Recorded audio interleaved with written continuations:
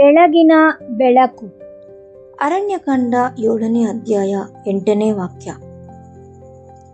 ಮೆರಾರಿಯವರ 8 ಎತ್ತುಗಳು ಭಾಗ 2. ನಿನ್ನೆಯ ಬೆಳಗಿನ ಬೆಳಕು ಲೇಖನವನ್ನು ಮುಂದುವರಿಸುತ್ತಾ, ಮೆರಾರಿಯವರಂತೆ ಹೆಚ್ಚು ಭಾರವಾದ ಜವಾಬ್ದಾರಿಗಳನ್ನು ಹೊರುವವರಲ್ಲಿ ದೇವರು ಬಲ ಮತ್ತು ಸ್ಥಿರತೆಯನ್ನು ರೂಪಿಸುತ್ತಾನೆ ಎಂದು ನಾವು ನೋಡಿದೆವು. ಇಂದು ನಾವು ಕೊನೆಯ 2 ಎತ್ತುಗಳ ಬಳಿಗೆ ಬರೋಣ. ಅಂದರೆ ಹೊರೆ ಹಗುರವಾಗಿದ್ದಾಗ ಮತ್ತು ಕೆಲಸವು ಚಿಕ್ಕದಾಗಿರಿದಾಗ ನೂತನ ಸೃಷ್ಟಿಯು ಹರಿತಗೊಳ್ಳುವ ಇನ್ನೂ 2 ಗುಣಗಳು. ಇವು ಕೇವಲ ಅಲಂಕಾರಿಕ ವಸ್ತುಗಳಲ್ಲ, ಇವು ಹೊರೆಯನ್ನು ಹೊರುವ ಗುಣಗಳಾಗಿವೆ. ಇವುಗಳಿಲ್ಲದಿದ್ದರೆ ಒಬ್ಬ ವ್ಯಕ್ತಿಗೆ ಪ್ರತಿಭೆ ಮತ್ತು ಜ್ಞಾನವಿರಬಹುದು, ಆದರೆ ಅವರು ಪವಿತ್ರ ಮಾರ್ಗದಲ್ಲಿ ಕೊನೆಯವರೆಗೂ ತಾಳಿಕೊಳ್ಳಲಾರರು. 7ನೇ ಗುಣ, ವಿನಯತೆ. ಇದು ಬಹಳ ಮುಖ್ಯವಾದದ್ದು.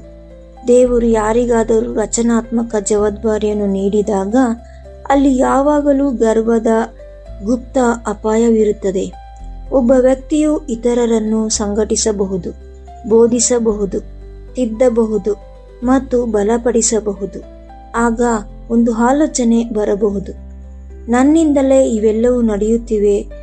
ಆದರೆ ಎತ್ತು ಎಂದಿಗೂ ಬಡಾಯಿ ಕೊಚ್ಚಿಕೊಳ್ಳುವುದಿಲ್ಲ. ಎತ್ತು ನೊಗದ ಅಡಿಯಲ್ಲಿ ಮೌನವಾಗಿ ಸೇವೆ ಮಾಡುತ್ತದೆ. ಅದು ತನ್ನ ಕೆಲಸದ ಬಗ್ಗೆ ಮಾತನಾಡುವುದಿಲ್ಲ, ಅದು ಕೇವಲ ಹೊರೆಯನ್ನು ಎಳೆಯುತ್ತದೆ. ದೇವರ ಸೇವಕನು ಹೀಗೆ ಜೀವಿಸಬೇಕು.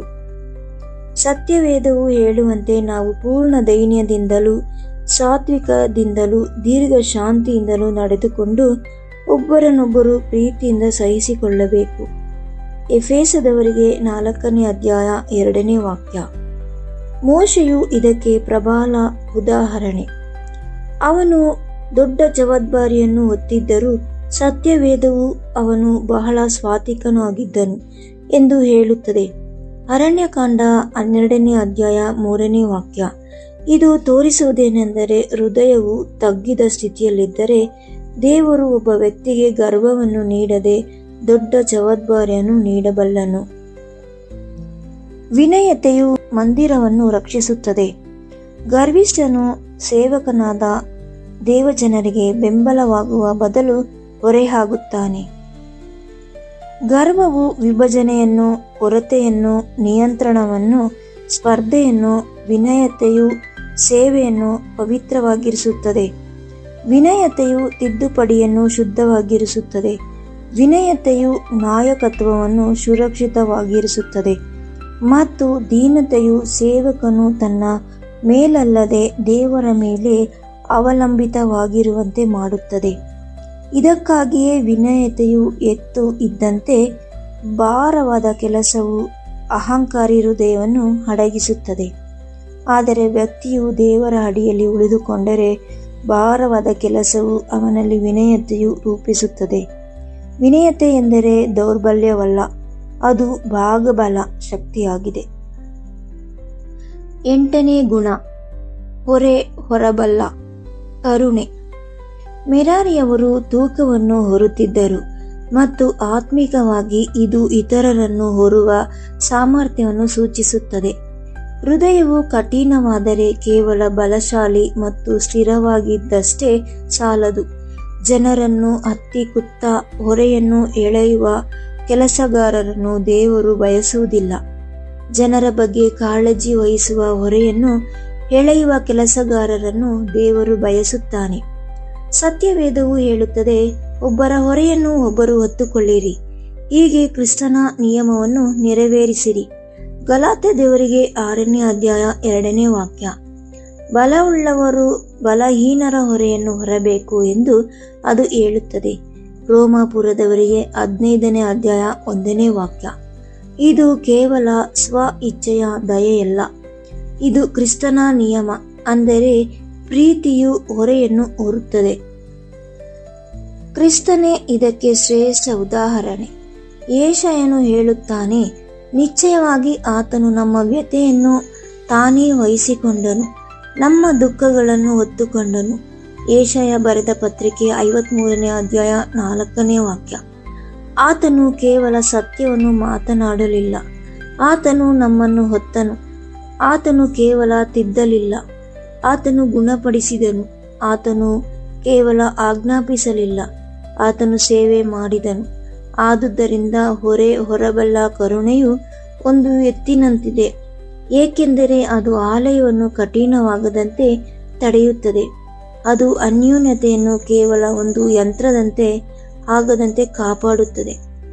ಅದು ಇಡೀ ರಚನೆಯನ್ನು ಪ್ರೀತಿಯಿಂದ ಬೆಚ್ಚಗಿರಿಸುತ್ತದೆ. ಅದು ಸತ್ಯವನ್ನು ಮೃದುವಾಗಿಸುತ್ತದೆ, ಬದಲಾವಣೆಯನ್ನು ಸುರಕ್ಷಿತವಾಗಿಸುತ್ತದೆ, ಸಹನೆಯನ್ನು ಅರ್ಥಪೂರ್ಣವಾಗಿಸುತ್ತದೆ. ನಿಜ ಜೀವನದಲ್ಲಿ ಈ ರೀತಿಯ ಕರುಣೆಯು ಹೋರಾಡುತ್ತಿರುವ ಕುಟುಂಬಗಳ ಪರವಾಗಿ ನಿಲ್ಲುವವರಲ್ಲಿ, ಗೊಂದಲದಲ್ಲಿರುವವರಿಗೆ ಮಾರ್ಗದರ್ಶನ ನೀಡುವವರಲ್ಲಿ, ಬಲಹೀನರನ್ನು ಪ್ರೋತ್ಸಾಹಿಸುವವರಲ್ಲಿ ಮತ್ತು ಯಾರು ಗಮನಿಸದಿದ್ದರೂ ಇತರರಿಗಾಗಿ ಪ್ರಾರ್ಥಿಸುವವರಲ್ಲಿ ಕಂಡುಬರುತ್ತದೆ. ತಮಗೆ ಎಂದಿಗೂ ಧನ್ಯವಾದ ಹೇಳದವರಿಗಾಗಿ ಪ್ರಾರ್ಥಿಸುವವರಲ್ಲಿ ಇದು ಕಂಡುಬರುತ್ತದೆ. ದೂರು ನೀಡದೆ ಗಾಯಗೊಂಡವರನ್ನು ಭೇಟಿ ಮಾಡುವ, ಬೆಂಬಲಿಸುವ ಮತ್ತು ಹೊರುವವರಲ್ಲಿ ಇದು ಕಂಡುಬರುತ್ತದೆ. ಕಠಿಣ ಪರಿಸ್ಥಿತಿಯಲ್ಲಿ ಜನರನ್ನು ಒಂಟಿಯಾಗಿ ಬಿಡದವರಲ್ಲಿ ಇದು ಕಂಡುಬರುತ್ತದೆ. ಇದು ಭಾರವಾದ ಕೆಲಸ, ಆದರೆ ಇದು ಪವಿತ್ರವಾದ ಕೆಲಸ. ದೇವರಿಂದ ಸಂತಾನ ಪಡೆದವರಲ್ಲಿ ಆತನು ಇಂತಹ ಕರುಣೆಯನ್ನು ರೂಪಿಸುತ್ತಾನೆ. ಇದರಿಂದ ಅವರು ಇತರರಿಗೆ ಸಾಂತ್ವನ ನೀಡಲು ಸಾಧ್ಯವಾಗುತ್ತದೆ. ಈಗ ನಾವು ಈ 8 ಎತ್ತುಗಳನ್ನು ಒಟ್ಟಿಗೆ ಸೇರಿಸಿದಾಗ, ತನ್ನ ಆಲಯದಲ್ಲಿ ಭಾರವಾದ ಜವಾಬ್ದಾರಿಗಳನ್ನು ಹೊರುವವರಲ್ಲಿ ದೇವರು ಎಂತಹ ಗುಣ ಸ್ವಭಾವಗಳನ್ನು ರೂಪಿಸುತ್ತಾನೆ ಎಂಬ ಸಂಪೂರ್ಣ ಚಿತ್ರಣ ನಮಗೆ ಸಿಗುತ್ತದೆ. ಮೊದಲ 4 ಎತ್ತುಗಳು ನಂಬಿಗಸ್ತಿಕೆ, ವಿಧೇಯತೆ, ತಾಳ್ಮೆ ಮತ್ತು ಪ್ರೀತಿ. ಕೊನೆಯ 4 ಎತ್ತುಗಳು ಬಲ, ಸ್ಥಿರತೆ, ದೀನತೆ ಮತ್ತು ಹೊರಬಲ್ಲ ಕರುಣೆ. ಇವು ಕೇವಲ ಆಲೋಚನೆಗಳಲ್ಲ, ಇವು ಹೊರೆಯನ್ನು ಎಳೆಯುವ ಎತ್ತುಗಳಾಗಿವೆ.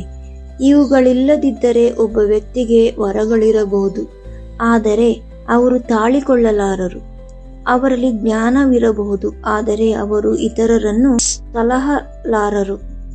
ಅವರಿಗೆ ಉನ್ನತ ಸ್ಥಾನವಿರಬಹುದು, ಆದರೆ ಅನ್ಯೋನ್ಯತೆಯ ರಚನೆಯನ್ನು ಅವರಿಗೆ ಸರಿಯಾಗಿ ಹೊರಲಾರರು. ಈಗ ಯಾರಾದರೂ ಒಂದು ಸಮಾಜವಾದ ಪ್ರಶ್ನೆಯನ್ನು ಕೇಳಬಹುದು. ಹಾಗಾದರೆ ಗೆರ್ಷೋನರಲ್ಲಿ ಬಲ, ಸ್ಥಿರತೆ, ದೀನತೆ ಮತ್ತು ಕರುಣೆ ಇರಲಿಲ್ಲವೇ? ಖಂಡಿತ ಇಲ್ಲ. ನಾವು ಅದನ್ನು ಹೇಳುತ್ತಿಲ್ಲ. ದೇವರ ಸೇವೆ ಮಾಡುವ ಪ್ರತಿಯೊಬ್ಬರಿಗೂ ಕ್ರಿಸ್ತನ ಸಂಪೂರ್ಣ ಗುಣ ಸ್ವಭಾವ ಅಗತ್ಯವಿದೆ. ಇಲ್ಲಿನ ವ್ಯತ್ಯಾಸವೇನೆಂದರೆ ಆದ್ಯತೆ. ಮೆರಾರಿಯವರ ಹೊರೆಯು ಭಾರವಾಗಿರುವುದರಿಂದ ಮತ್ತು ಹೆಚ್ಚು ರಚನಾತ್ಮಕವಾಗಿರುವುದರಿಂದ ಈ ಗುಣಗಳು ಅವರಲ್ಲಿ ಹೆಚ್ಚು ಸ್ಪಷ್ಟವಾಗಿ ಮತ್ತು ಪ್ರಬಲವಾಗಿ ಎದ್ದು ಕಾಣುತ್ತದೆ. ಕರೆ ಎಷ್ಟೇ ಭಾರವಾಗುತ್ತದೋ ಅಷ್ಟು ಕೆಲವು ಗುಣಗಳು ಹೆಚ್ಚು ಪ್ರಕಾಶಮಾನವಾಗಿ ಹೊರಹೊಮ್ಮುತ್ತವೆ. ಸಭೆಯಲ್ಲಿ ವಿವಿಧ ಸೇವೆಗಳಿವೆ, ಆದರೆ ಎಲ್ಲವನ್ನು ನಡೆಸುವ ದೇವರು ಒಬ್ಬನೇ ಎಂದು ಸತ್ಯವೇದವು ಕಲಿಸುತ್ತದೆ.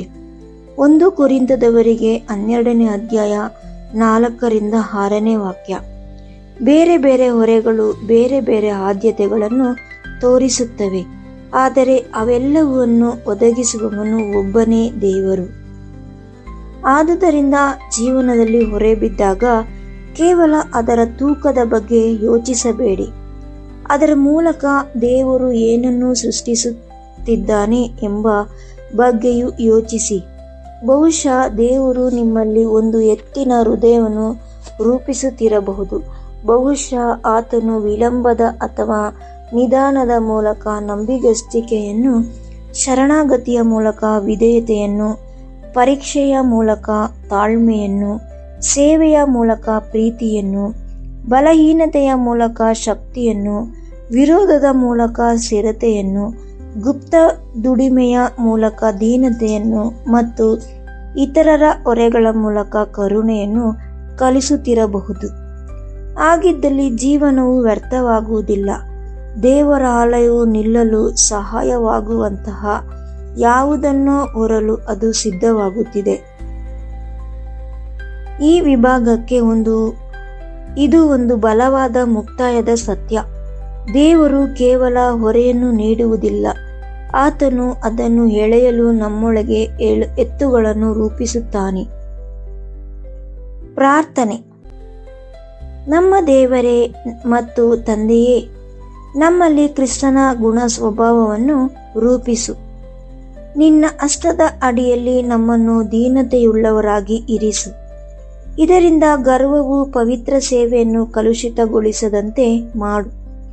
ನಮಗೆ ಹೊರಬಲ್ಲ ಕರುಣೆಯನ್ನು ನೀಡುವ ಮೂಲಕ ನಿನ್ನ ಕೆಲಸವನ್ನು ನಾವು ಕೇವಲ ಯಾಂತ್ರಿಕವಾಗಿ ಮಾಡದೆ ಪ್ರೀತಿಯಿಂದ ಮಾಡುವಂತೆ ಮಾಡು. ನಮ್ಮನ್ನು ಬಲಶಾಲಿಗಳನ್ನಾಗಿ, ಸ್ಥಿರರನ್ನಾಗಿ, ನಂಬಿಗಸ್ತರನ್ನಾಗಿ, ವಿಧೇಯತೆಯನ್ನಾಗಿ, ತಾಳ್ಮೆಯುಳ್ಳವರನ್ನಾಗಿ ಮತ್ತು ಪ್ರೀತಿಯಿಂದ ತುಂಬಿದವರನ್ನಾಗಿ ಮಾಡು. ಕೆಲಸವನ್ನು ಪೂರ್ಣಗೊಳ್ಳುವವರೆಗೂ ಕ್ರಿಸ್ತನ ನೊಗದ ಅಡಿಯಲ್ಲಿ ಸೇವೆ ಮಾಡಲು ನಮಗೆ ಕಲಿಸು. ನೀನು ಸತ್ಯವಂತ ಕೆಲಸಗಾರನಾಗು. ರೂಪಿಸುವುದರಿಂದ ನಿನ್ನ ಆಲಯವು ದೃಢವಾಗಿ ನಿಲ್ಲಲಿ. ಕ್ರಿಸ್ತನ ಹೆಸರಿನಲ್ಲಿ ಬೇಡಿ ಹೊಂದುತ್ತೇವೆ ನಮ್ಮ ಪರಮ ತಂದೆಯೇ, ಆಮೇನ್.